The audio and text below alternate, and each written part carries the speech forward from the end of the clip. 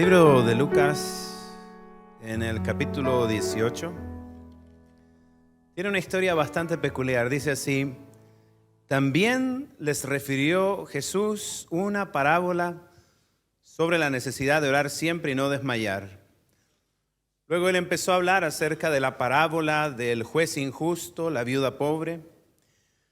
Luego dice la palabra que en el versículo 9, a unos que confiaban en sí mismos como justos y menospreciaban a los otros, les dijo también esta parábola. Dos hombres subieron al templo a orar. Uno era fariseo y el otro publicano. El fariseo, puesto en pie, oraba consigo mismo de esta manera: Dios, te doy las gracias porque no soy como los otros hombres, ladrones, injustos, adúlteros, ni aun como este publicano. Ayuno 2 veces a la semana, doy diezmos de todo lo que gano. Mas el publicano, estando lejos, no quería ni aun alzar sus ojos al cielo, sino que se golpeaba el pecho diciendo: Dios, sé propicio a mí, pecador. Os digo que éste descendió a su casa justificado antes que el otro. Porque cualquiera que se enaltece será humillado, y el que se humilla será enaltecido. Esta es una parábola bastante conocida por todos nosotros y habla de la actitud en la cual nosotros nos acercamos a Dios para pedir algo de Él. Pero hay un detalle que a mí me ha marcado poderosamente la atención. Dice en el versículo 14 que los dos personajes finalmente fueron justificados por Dios. Es algo interesante, ¿no? Los dos fueron justificados, tanto el fariseo como el publicano.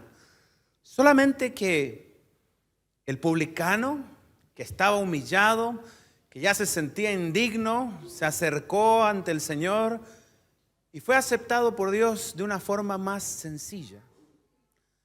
El fariseo probablemente tuvo que haber pasado por alguna que otra experiencia hasta que finalmente pudiera reconocer su indignidad y de esa manera clamar gracia a Dios. Este es nuestro Dios, el Dios que nos ama, el Dios que nos justifica, el Dios que está buscándonos todos los días y que por su gracia es capaz de alcanzar a justos e injustos. Feliz sábado, que el Señor les bendiga. Mi nombre es Jonathan Oriel Lara. Me presento porque en realidad ustedes deberían presentarse. Yo la otra vez vine a la iglesia del Este y ahora se llama de Abastos. Yo no sé, cambió la iglesia, no había sala de audio. Ahora yo lo encontré todo distinto. Le decía al hermano Ricardo, que lo conozco yo con otro nombre, ¿no? Muy bien, pero sin embargo es algo bastante interesante, ¿no? Saben, han pasado mucho tiempo, hemos sobrevivido a una pandemia, ¿sí? El Señor nos permite estar aquí en su presencia, es algo lindo reencontrarnos unos con otros, ¿sí? Así que se me cedió el privilegio en esta mañana de poder compartir la palabra y justamente meditaba en qué poder compartir. Y hay un mensaje, ustedes saben, a veces cuando uno predica constantemente, hay mensajes que uno puede repetir más de una vez. La ventaja es que allá en mi iglesia este mensaje estaría muy trillado, pero aquí no me conocen, así que no hay problema, ¿sí? Así que vamos a meditar el día de hoy en una historia que se registra solamente en el Evangelio San Juan. En el Evangelio de San Juan. Vamos a abrir nuestras Biblias en el capítulo 8. San Juan, capítulo 8. Y vamos a contextualizar un poquito qué es lo que está sucediendo aquí. En Israel en aquel tiempo se celebraba la fiesta de las cabañas. Y la fiesta de las cabañas es una fiesta particular donde tú salías de tu casa a hacer una especie de campamento de conquistadores afuera de Jerusalén. Y tú salías voluntariamente de tu casa para vivir 10 días en las tiendas de campaña. ¿Bien? 10 días estabas allí y acampabas durante todos esos días para recordar aquellos tiempos cuando Israel vagaba por el desierto y vivía en tiendas, ¿ok? Recordando que todas las posesiones materiales que tenemos no son eternas. No son eternas. Entonces, ¿qué hacías con la casa vacía? Con la casa vacía, tú recibías a los peregrinos que venían de lejos. Había alojamiento casi seguro. ¿Bien? Donde tú llegabas a la casa de alguien a poder estar allí tranquilo, ¿verdad? Y poder celebrar la fiesta y compartir con todos los que llegaban a la fiesta. Había transcurrido con naturalidad el día 1, el día 2, el día 3, el día 4. En el día séptimo, vamos a abrir en San Juan capítulo 7, dice que los fariseos estaban un poco angustiados porque cada mañana el Señor Jesús llegaba al templo de muy temprano, de madrugada, dice aquí, y enseñaba la palabra y el pueblo lo seguía. Entonces, dice aquí en el 7:44, algunos de ellos querían prenderle, pero ninguno le echó mano. Ninguno le echó mano. De hecho, ellos llegaron y mandaron a los guardias del templo, le dijeron, arréstenlo. Cuando lo fueron a arrestar, el Señor le adoctrinó a los soldados, a los fariseos. Se les presentó y les empezó a hablar de Dios. Y ellos llegaron de vuelta diciendo, nunca hombre ha hablado como este. Y fíjense bien lo que hicieron los fariseos. Dice aquí en el versículo 47, ¿también vosotros habéis sido engañados? ¿Acaso ha creído en él alguno de los gobernantes o de los fariseos? Mas esta gente que no sabe la ley es maldita. Tremendas palabras que tenían ellos. Ellos estaban acomodados en la ley de Moisés. Ellos tenían un conocimiento perfecto de la ley de Dios. ¿Bien?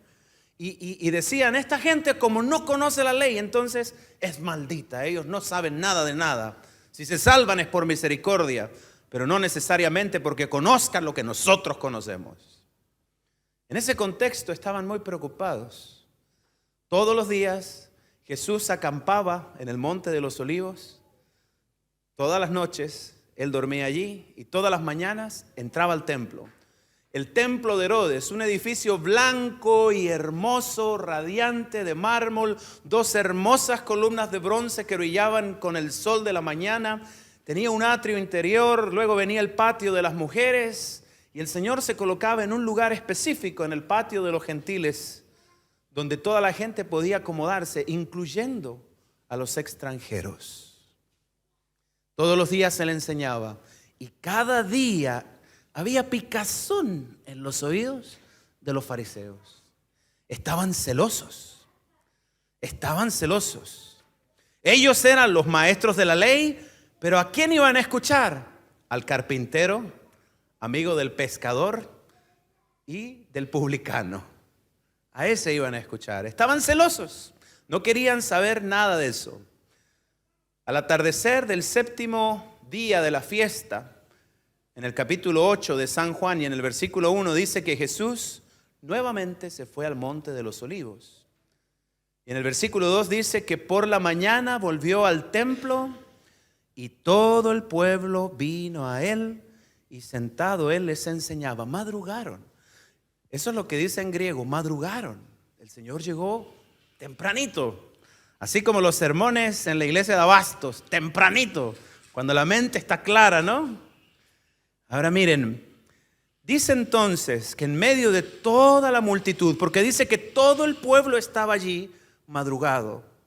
Entonces en medio de esa multitud se empezó a abrir paso un grupo y empezaron a hacerse paso hasta llegar a la presencia del maestro que dice aquí, ¿no? Estaba sentado. Estaba sentado. Y entonces cuando llegan allí, los escribas y los fariseos le trajeron a una mujer sorprendida en adulterio y poniéndola en el medio, le dijeron, maestro, esta mujer ha sido sorprendida en el acto mismo del adulterio.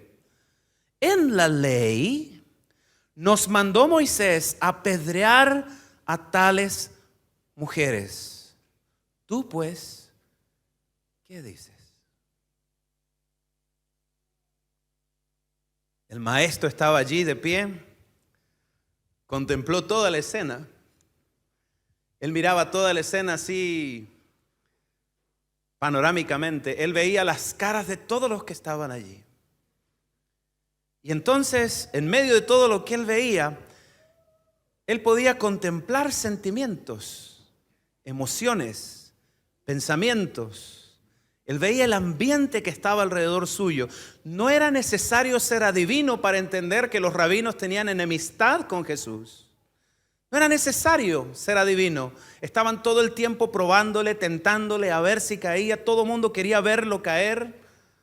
El Señor conocía ese ambiente. Y toda la gente en expectativa.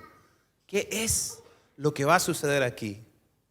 Si Jesús decía, apedréenla, inmediatamente iban a llamar a los romanos y decir, este tipo está haciendo sedición, está mandando a matar a alguien, algo que solamente los romanos pueden hacer.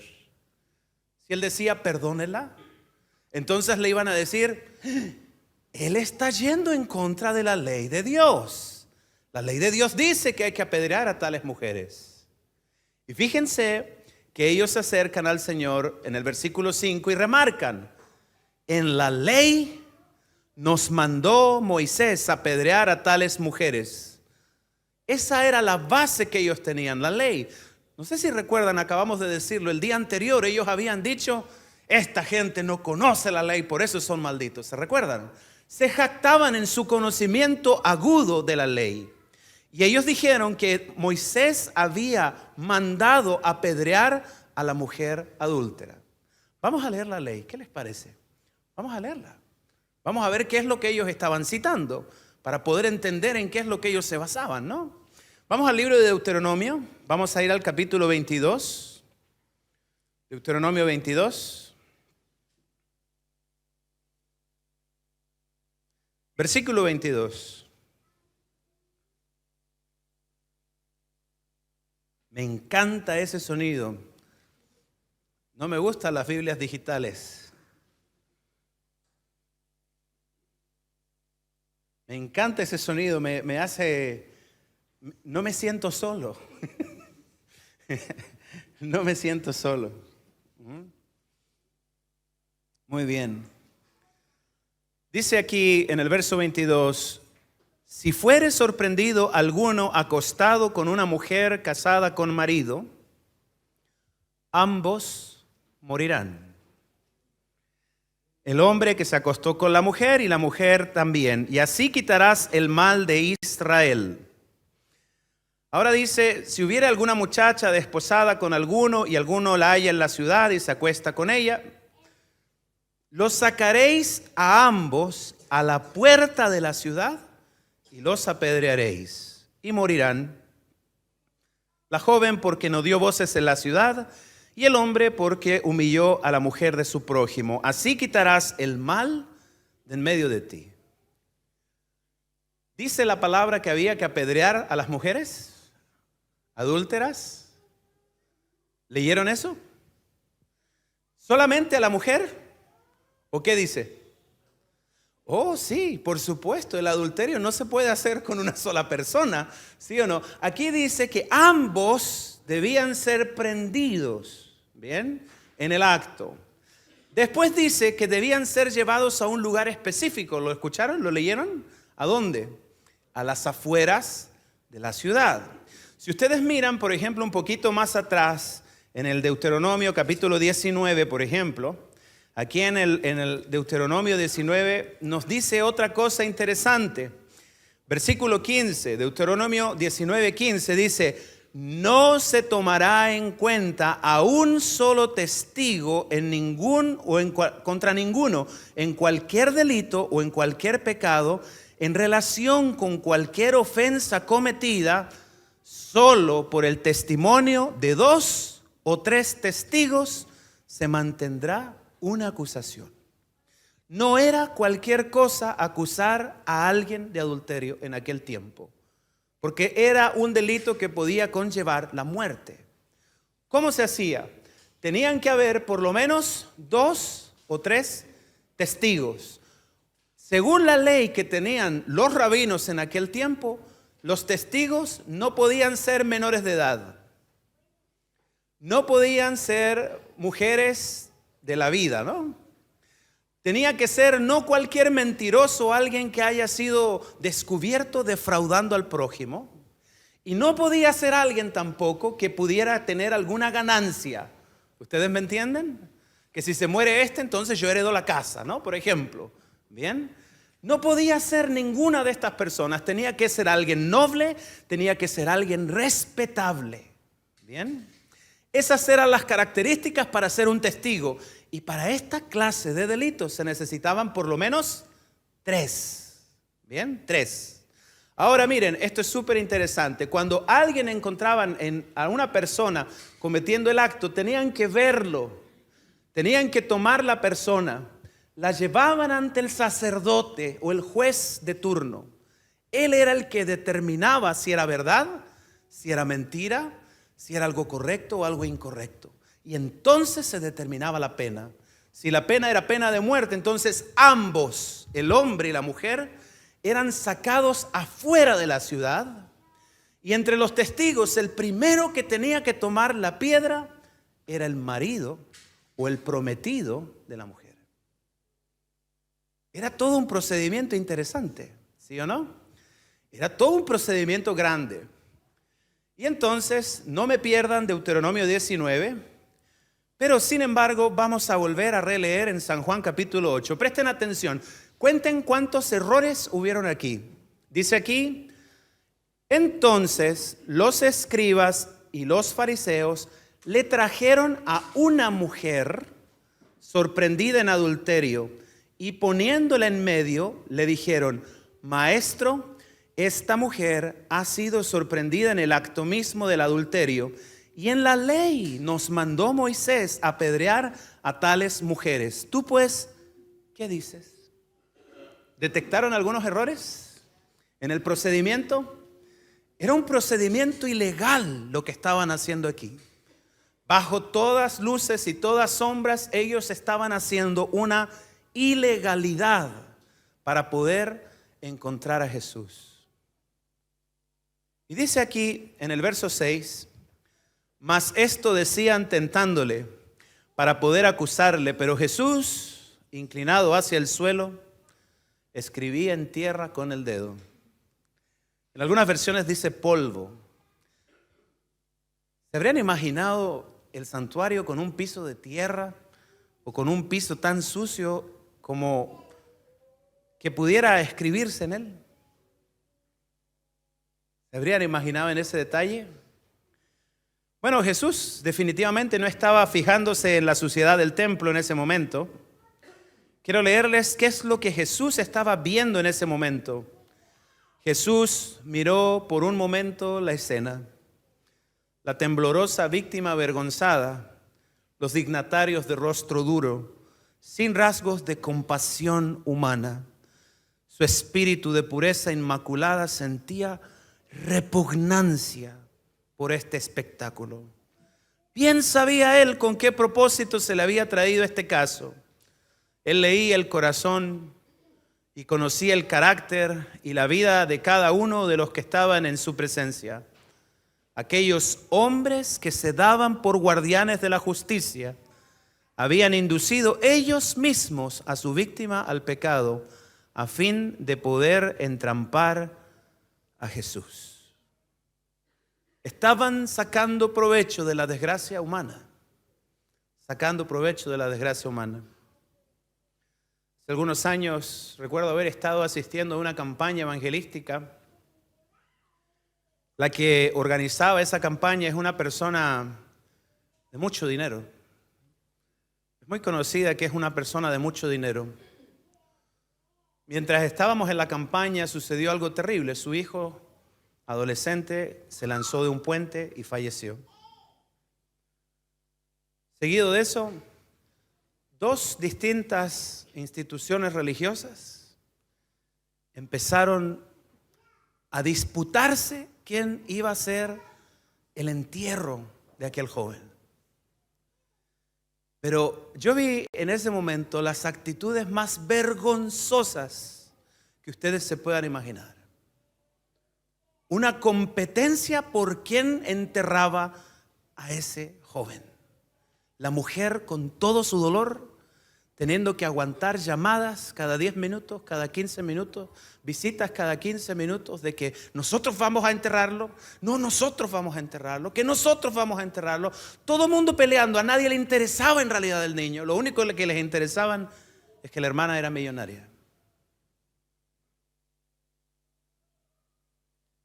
Dolor humano para poder generar una ganancia. Es lo mismo, la misma patética escena que está mirando Jesús. Él simplemente está parado y empieza a mirar todo en silencio. No dice una palabra. Y ellos iban. ¿Y tú qué dices? ¿Tú qué dices, maestro? Maestro. El Señor está mirando los ojos de todo. En ningún lugar ve luz. Le desagrada. Aquí dice que le provocó desagrado. ¿Sí? La palabra que se usa es bastante fuerte. Repugnancia. ¿Hay cosas que te producen repugnancia? ¿Has vomitado alguna vez?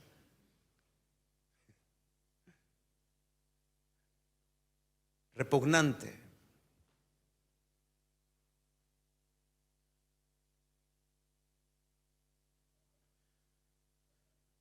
Dice el libro de San Juan, seguimos leyendo aquí, y vamos a seguir un poquito para ver cuál fue el actuar de Jesús en este contexto. Qué loco, ¿verdad? Se arrodilló, se puso a escribir en el polvo del santuario. Estaba escribiendo ahí tranquilamente. Los otros no entendían nada, no sé si me entienden, porque le estaban esperando la respuesta del maestro. El Señor siempre respondía con sabiduría, con calma, con su voz melodiosa, siempre, pero siempre daba respuesta a las preguntas, por más capciosas y engañosas que fueran. Pero en este momento Él guardó silencio y escribía en el piso. Escribía en el piso, no decía absolutamente nada, ¿no? Él escribía en el piso con el dedo. Esta es la única vez en la Biblia que se menciona a Jesús escribiendo. No hay otro pasaje. No hay otro pasaje. Ese mismo dedo que escribió los 10 mandamientos, ahora está escribiendo en el piso, en silencio. Y nadie entiende nada, ni entiende el porqué. Dice aquí que empezaron a insistir, versículo 7. Y cuando insistieron en preguntarle, se enderezó. Mirándolos fijamente les dice: el que de vosotros esté sin pecado, sea el primero en arrojar la piedra contra ella. Aquí hay un punto interesante. La ley decía que había que arrojar la piedra. La ley decía, solamente que ellos ya habían cometido muchas ilegalidades en el proceso para que el proceso hubiera sido válido. Bien, simplemente era una trampa para aprovecharse de la mala fortuna de esta mujer. Pero por otro lado, la mujer también había cometido adulterio. Y eso es algo innegable. Ella había cometido un delito, un pecado. Ahora miren y presten atención a esto. El que de vosotros esté sin pecado, sea el primero en arrojar la piedra contra ellos. ¿Qué fue lo que él dijo? ¿No le hagan nada? ¿Eso fue lo que dijo? ¿No la toquen? No. ¿Qué fue lo que dijo? Dijo: arrojen la piedra, ¿sí o no? O sea, en primer lugar no la defendió. Bien, una cosa muy importante. Cuando la mujer escuchó eso, la palabra enseña que de ahí ella no supo nada más, porque no miró más, de hecho. Ella simplemente se cubrió y estaba esperando el primer impacto. La mujer no quiso escuchar nada más. Pero el Señor simplemente, después de decir eso, se enderezó, ¿no? Se volvió a agachar y seguía escribiendo en la tierra. ¿Qué es lo que escribía en la tierra el Señor? ¿Qué es lo que escribía en la tierra? Yo cuando yo era niño, mi mamá me hablaba, me estaba regañando, yo me ponía a dibujar cualquier cosa, en realidad no me interesaba, era simplemente para hacer pasar como que no estaba prestando atención. Pero sí Jesús estaba prestando atención. ¿Qué es lo que había ahí escrito? Dice la inspiración que lo que estaba escrito en la tierra eran los pecados de aquellos que estaban acusando a la mujer. Y no solamente eso. Miren, se los voy a leer aquí un poquitito. Dice, aquellos hombres, dice aquí, perdón, al par que profesaban reverencia por la ley, los rabinos al presentar la acusación contra la mujer, estaban violando lo que la ley establecía. Era deber del esposo iniciar la acción contra ella, y las partes culpables debían ser castigadas por igual. La ley especificaba que al castigar por apedreamiento, los testigos del caso debían arrojar la primera piedra. ¿Quiénes eran los que tenían que arrojar la primera piedra? Los testigos. Y esto es algo interesante. Dicen, hemos encontrado a esta mujer, la arrojan en el piso y no hay testigos siquiera. Vamos a volver a Deuteronomio. Permíteme saltar última vez al libro de Deuteronomio, al capítulo 19. Y les voy a mostrar algo muy interesante de la ley del Señor. Saben, yo creo que si el Señor no hubiera tenido la sabiduría divina al escribir estas leyes, esto hubiera sido un desastre. ¿Tú te imaginas? O sea, por ejemplo, vamos a suponer que yo estoy enojado con este hermano que está aquí en la primera fila, ¿no? Que yo estoy enojado con él y le tengo odio y yo me quiero aprovechar de sus bienes y yo quisiera hasta matarlo. ¿Qué tal si lo acuso, por ejemplo, de adulterio? ¿Ven? ¿Se imaginan? Contrato testigos falsos y entonces digo que todos lo acusen y que se lo lleven. ¿Bien? Sería muy fácil, ¿verdad? Deshacerse de las personas que tú odias. ¿Sí? Sería muy fácil deshacerse. Pero la ley tenía ciertas restricciones. Dice aquí en Deuteronomio 19:15, no se tomará en cuenta un solo testigo contra ninguno en cualquier delito o en cualquier pecado. Dice aquí en el verso 16 lo siguiente, Deuteronomio 19:16. Cuando se levante un testigo falso contra alguno para testificar contra él, entonces los dos litigantes se presentarán delante de Jehová y delante de los sacerdotes y los jueces que hubiera en aquellos días. Y los jueces inquirirán bien. Entonces, si aquel testigo resulta falso y hubiera acusado falsamente a su hermano, presten atención, esta es la parte clave, entonces haréis a él como él pensó hacer a su hermano. O sea, si yo lo acuso a él falsamente y a mí me encuentran que yo lo estoy acusando, soy un testigo falso, la pena que yo quería que le recayera sobre él, recaería sobre mí. ¿Me entienden? Si en este punto llevaban una mujer para apedrearla, aquellos que la llevaron deberían ser apedreados. Y no es algo menor. Lean un poquito más adelante. Los que queden oirán, temerán y no volverán a hacer más una maldad semejante en medio de ti y no le compadecerás. Vida por vida, ojo por ojo, diente por diente, mano por mano, pie por pie. El ojo por ojo.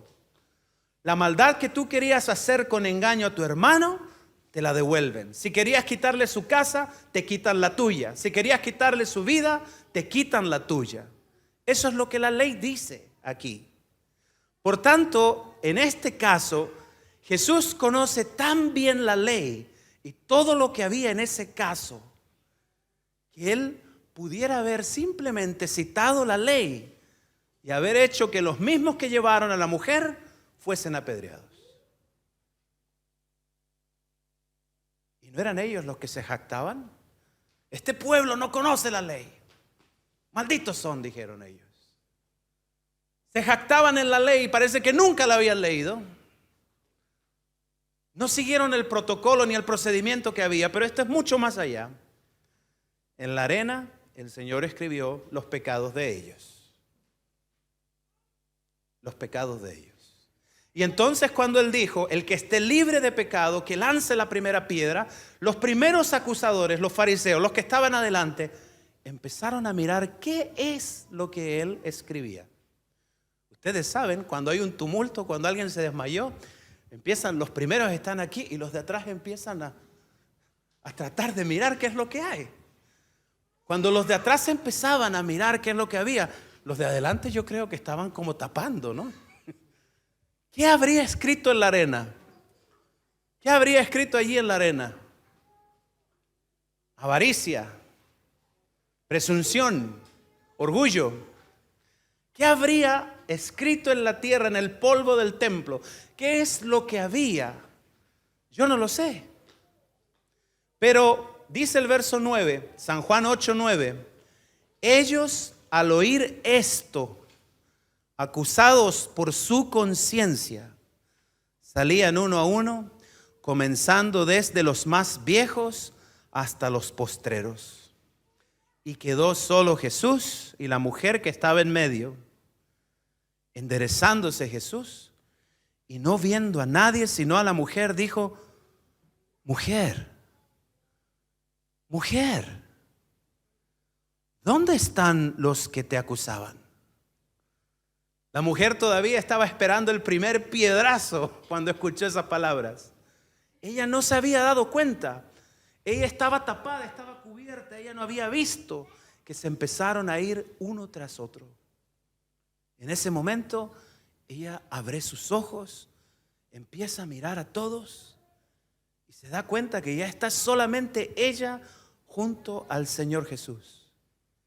El Señor Jesús le hace la segunda pregunta: ¿ninguno te condenó? Y la mujer ve que no había nadie alrededor, miraba para todos lados, no podía comprender lo que había sucedido. Pero sin embargo ella se devuelve hacia Jesús, le dice: ninguno, Señor, ninguno. Entonces Jesús le dijo: ni yo te condeno, vete y no peques más. Mucho se ha hablado de esta historia. En la cinematografía muchas veces se ha hecho este plano, ¿no? Yo pienso a veces que ver películas de Jesús es algo provechoso. Hay algunas series por ahí que me recomendaron durante la pandemia, que The Chosen, por ahí, The Chosen, bastante buenas, algunas no, algunas bien acercadas a la realidad. Pero hay un problema: siempre que tú ves en la cinematografía, tú tienes que tener un cuidado especial. Porque la palabra es superior a la cinematografía. La palabra te puede hacer discernir cosas que la cinematografía no puede. Bien, aquí vemos un tremendo acto de perdón hacia una mujer. En el día de hoy el enfoque que está teniendo nuestra sociedad, dicen: oh, ¿no ven? Esto es Jesús previniendo un feminicidio, ¿no? Y entonces ahí lo vemos, ¿no? Y el día de hoy es así. Y cuando tú lo ves en la cinematografía, tú vas a ver siempre a los fariseos con unas cejas espesas, con unas narices puntiagudas y con una sonrisa de malo, ¿sí o no? Una sonrisa ahí de maldad, ¿no es cierto? Ustedes saben cómo es la cinematografía. Cuando uno mira esas cosas, siempre tienen que haber personajes buenos y personajes malos. Pero saben, aquí hay un detalle que a mí me llama mucho la atención. ¿Por qué Jesús prefirió escribir en tierra los pecados de los fariseos y las falencias que tenían en la ley, en vez de decirlo a boca abierta?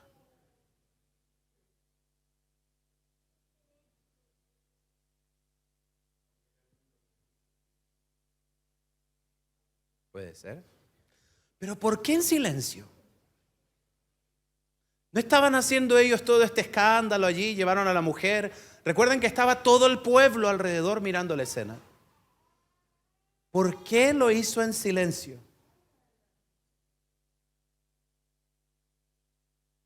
¿Por qué lo hizo en silencio? ¿Por amor a la mujer? ¿Por amor a sus discípulos?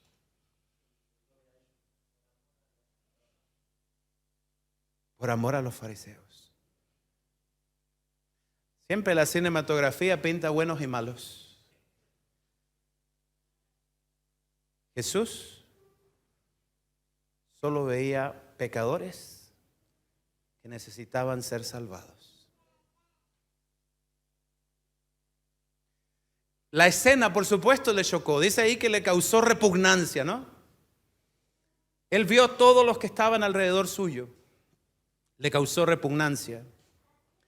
Pero yo quiero trasladarte un poquito a la mente de Jesús. Dice aquí el camino a Cristo. En la obra de ganar almas se necesita mucho tacto y sabiduría.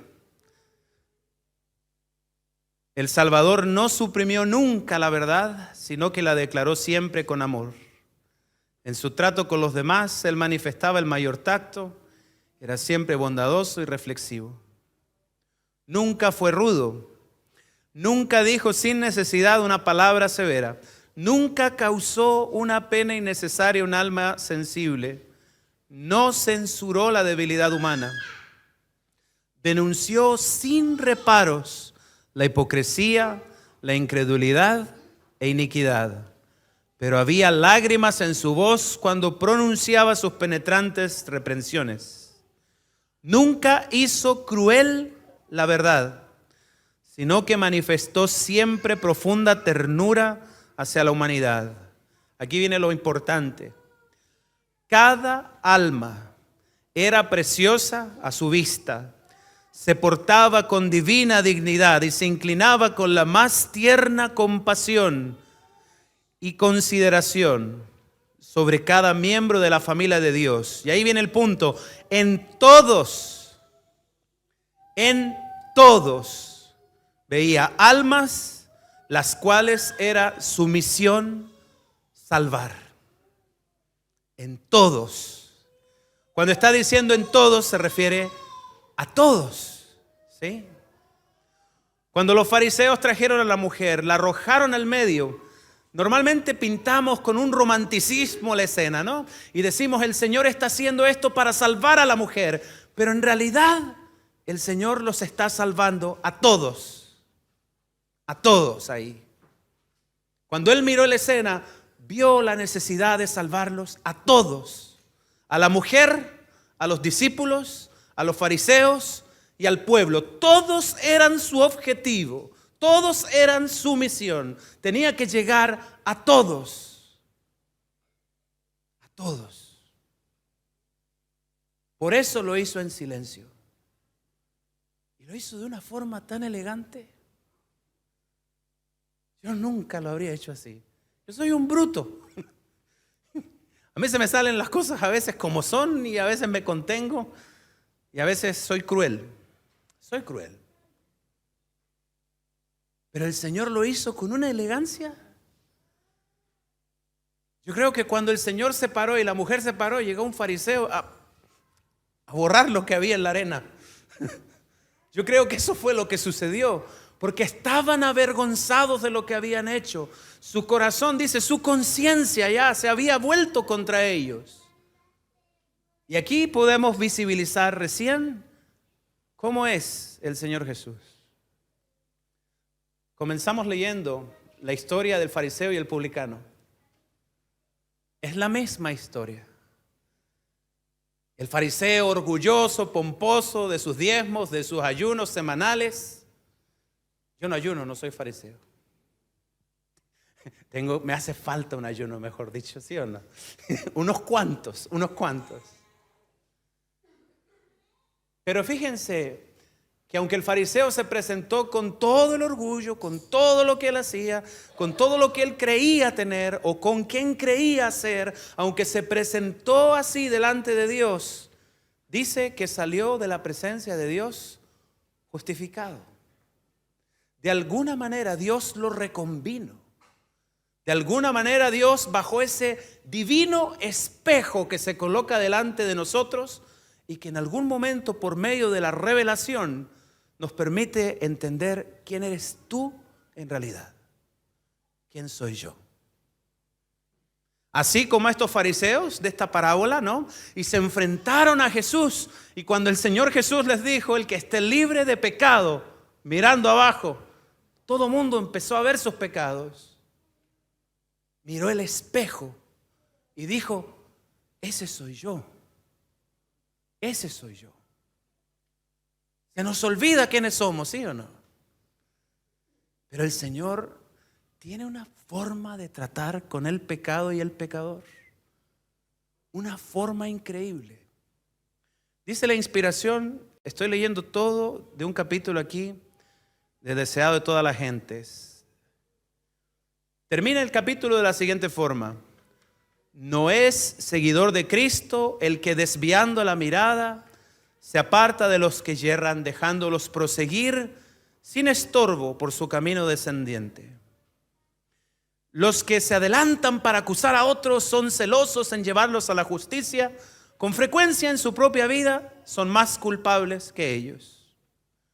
Los hombres aborrecen al pecador mientras aman el pecado. Cristo aborrece el pecado, pero ama al pecador. Tal ha de ser el espíritu de todos los que le sigan. Que no seamos rápidos en acusar, ¿no? Eso es lo que dice. Que no seamos rápidos en condenar. Que si tú ves a tu hermano en una mala actitud, en un pecado, en cualquier cosa, vayas directamente a él en privado. Jesús cuidó la honra de los fariseos. ¿Se dieron cuenta o no? Les cuidó la honra allí, cuando estaban buscando tentarlo, cuando estaban haciendo querer hacer que él muriera, ¿no? Cuando querían condenarlo, allí les cuidó la honra, delante del pueblo, a los dignatarios, a la gente importante, ¿no es cierto? Cuando tú ves a tu hermano, cuida su honra, acércate a él, conversa. A veces hay malos entendidos. ¿Sí? Acércate a él, dice, hazlo de esa forma. ¿Saben cuánto amaba a Jesús? Jesús se dio cuenta que Judas era ladrón. ¿Qué hizo? Lo puso de tesorero. ¿Lo entienden? Cuando miramos las historias bíblicas, se las contamos a nuestros niños, encontramos a Acab y Jezabel. Los reyes más malos que ha tenido Israel, definitivamente. Acab recibió la visita 3 veces de Elías y del profeta Micaías. A mí en mi vida me ha mandado un profeta que me dé la hora. ¿Cuánto amaba a Dios Acab? ¿Cuánto amaba a Dios Acab? Luchó por él y por su vida hasta el último momento. En el último momento mandó un profeta que le dijo, si tú te vas a Ramot de Galaad vas a morir. Y él fue por su porfía y murió.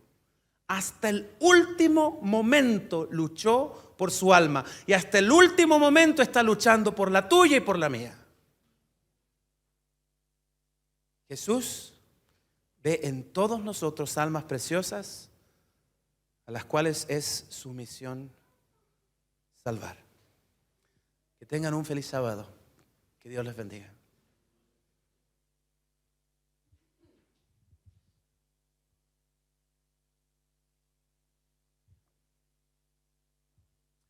Vamos a orar para terminar. ¿Sí? ¿Nos podemos colocar de pie?